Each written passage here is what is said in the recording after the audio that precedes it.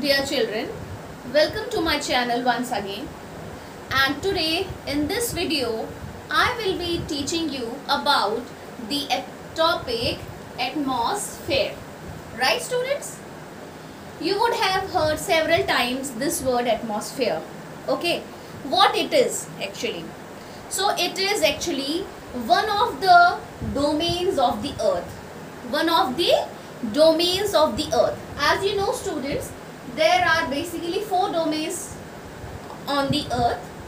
That is your hydrosphere, lithosphere, atmosphere and biosphere. Right? So among these domains, one is your atmosphere. That is related to air, presence of air. And what it is? It is a blanket of air which envelopes or surround the earth from all the sides. Okay, means it acts as a blanket covering the whole earth from all the sides. Okay, now let's know from where did this word atmosphere originate. So students, actually it is composed of 2 Greek words, that is atmos and sphera. Okay, and this atmos means vapor, sphera means sphere or ball. So combine, it means sphere of vapors. Okay, so this is this only. Atmosphere is your what? Sphere. As you know, earth is spherical in shape. So this atmosphere is, you know, sphere of vapors, sphere of airs and all. Okay, now students, now we will see what is the composition of the atmosphere. Okay, by which gases these are made, the atmosphere is made up of. So see students, our whole atmosphere, you know, I have shown here with a pie diagram that from 100%, 78% is the composition of nitrogen in the air. Okay, then 21% availability is of oxygen, O2. Rest 1% consists of your various gases like CO2, methane, then dust particles, smoke, etc. So major component of the earth is nitrogen. Okay, now students, all these gases perform one or other thing for the earth, for the survival on earth. Okay, let's see how. This nitrogen, which is present in maximum amount on the earth, is useful for the plants. Okay, this process of ammonification, the roots of the plants, they absorb nitrogen and thus increases the fertility of the soil and thereby thereby helps in growing it. Okay, second, O2, oxygen, very useful thing without which we cannot survive, breathing process for all the living organisms. Okay, then some other processes are also there like oxidation and all for this. Then CO2, from this 1% CO2, you know, it has also a vital role. It is one of the greenhouse gases which makes the earth warm. Okay, which maintains the temperature of the earth. So in this chapter further, when you will go, you will also come to know about the greenhouse gases. Okay students, now see students, as you have known that atmosphere is a blanket of air, or okay, or also we can say it is set of layers of gases. Okay, set of layers of air. Okay, now when it is air, so air has weight also.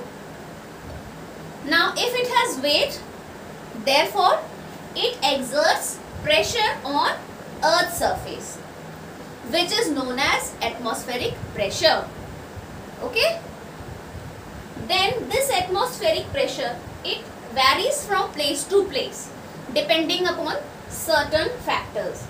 Okay, means it's not that the atmospheric pressure will be same at each and every place. Okay, it will be different. There are some factors also which are responsible for this. Like on the earth's surface, near the earth's surface, your atmospheric pressure is 1.03 kilogram per centimeter square. Okay. Then this pressure difference, students, makes the air move. Okay. So this horizontal movement of air is only known as wind. Okay. So this, when the air moves, so horizontal movement of air is known as wind. Okay. Movement of air is called wind. Okay. Now let's see the factors on which atmospheric pressure depends. Right? So this atmospheric pressure beta, it depends upon three main factors. Altitude means height. So the more you will go up, the more will be the altitude, the atmospheric pressure will be less. Okay, means the more altitude, the less will be the atmospheric pressure. Right? Then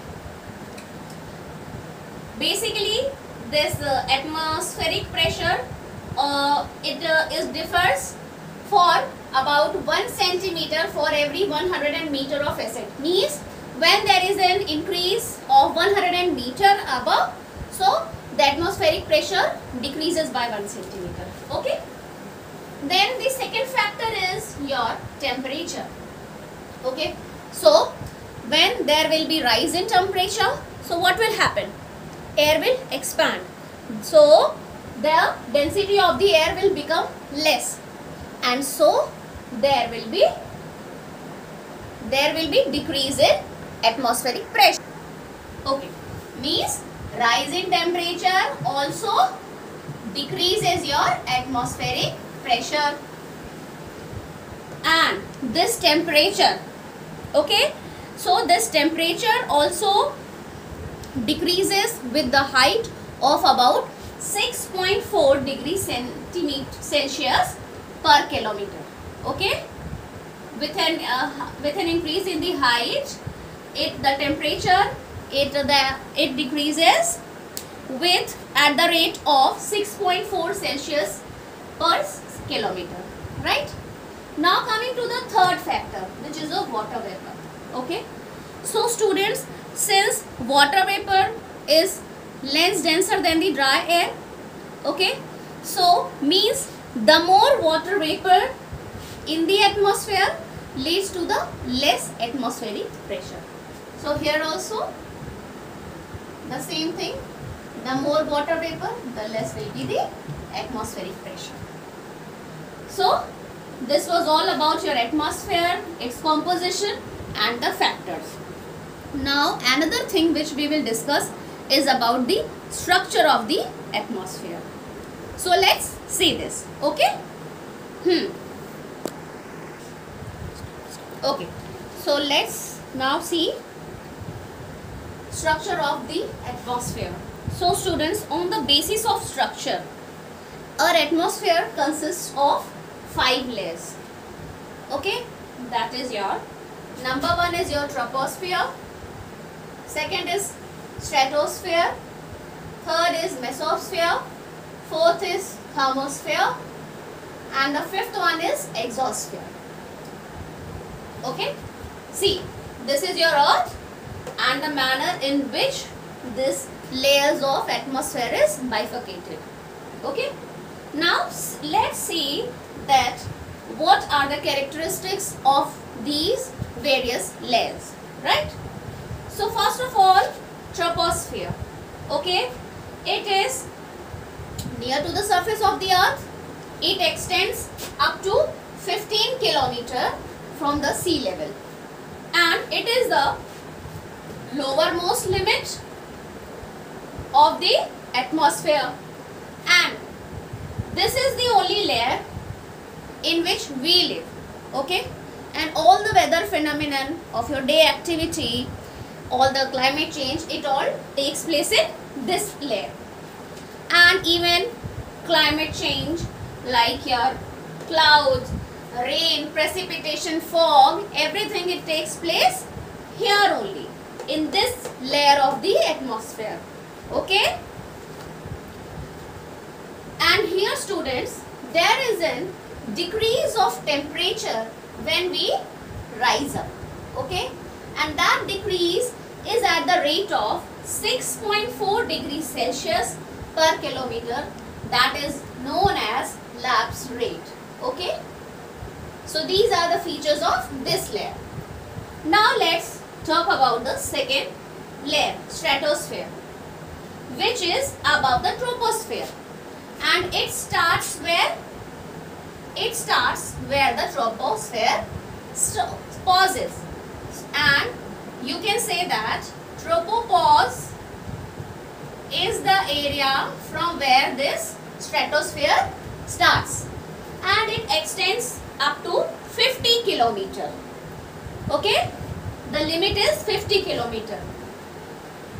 So students, this layer also is very important layer of the atmosphere. Okay, this layer is totally free of water vapor and dust. Okay, this layer is totally free of water vapor and dust. So as such, no weather phenomenon takes place. Okay, now students, very important feature of this layer is that it has got ozone layer in it. Okay, and that ozone layer, it extends somewhere from 20 to 30 kilometer. Okay, this ozone layer is in between 20 to 30 kilometer. Here the presence of ozone gas is there, and as you know, this ozone layer has got a vital role in preventing the harmful ultraviolet radiations of the sun from penetrating the earth's surface and reaching the earth. Okay, so that's why it is very important. Therefore students, this layer is also known as ozonosphere. Understood? And in this layer only beta, your aeroplane and jet planes, they fly, because here as there are these are free of water vapor, no clouds are there as such, so it is easy for their movement. Okay, now here cirrus clouds are present. Okay, due to which no kind of weather phenomenon it takes place. Okay, now what it is, generally there is no change in temperature in this layer, but sometimes due to certain certain situations, there may be some change in temperature, which is known as inversion of temperature. Okay, then come to the third layer of the atmosphere, which is mesosphere. Okay, the extent of this layer is 80 kilometer, up to 80 kilometer. Now see what happens here. Here the temperature decreases with increase in height. Okay, and it is the lowest, this layer has got the lowest temperature, and therefore we can say that this is the coldest layer of the atmosphere. Okay, now in this layer, when the meteors from the space they come, they burn up here. Okay, then moving on to the fourth layer, that is thermosphere. The extent of this layer is up to 480 kilometers, right? And this layer is also known as ionosphere due to the presence of ions. Okay, due to the presence of ions, you can see. So here in this layer of the earth, students, the process of ionization takes place due to the X-rays, gamma rays and ultraviolet rays. Okay, and this positive and negative, these ions, they bring an electric charge also in this layer. Okay, due to which what happens, this layer is capable of absorbing your high frequency wave and your medium frequency wave, and it reflects back the low frequency wave, due to which satellite communication, radio waves, wireless communication is possible through this layer of the atmosphere. Okay, means presence of the ionization and the absorption of high and medium frequency waves. And you know that this wireless communication is possible only in the low frequency wave, which is reflected from here, right? So due to this only, this sphere is also known as your ionosphere. Okay, ionosphere. Now here in this layer, another important thing takes place is about temperature. So here temperature decreases with height and it reaches till minus 100 degrees Celsius. And when it reaches minus 100 degrees Celsius, it again starts to increase, right? Now the last and the fifth layer of the atmosphere is exosphere. Okay, it is the outermost limit of the atmosphere and it extends up to 1000 kilometer, 10,000 kilometer. Okay, and here beta this layer of the atmosphere, you can say that is a, here rarefied gases are present, means very light gases like helium and hydrogen are present here. And this is also known as vacuum layer, means nothing is there, only light gases, extremely rarefied region is this. Okay, so these are the features of your structure of the atmosphere.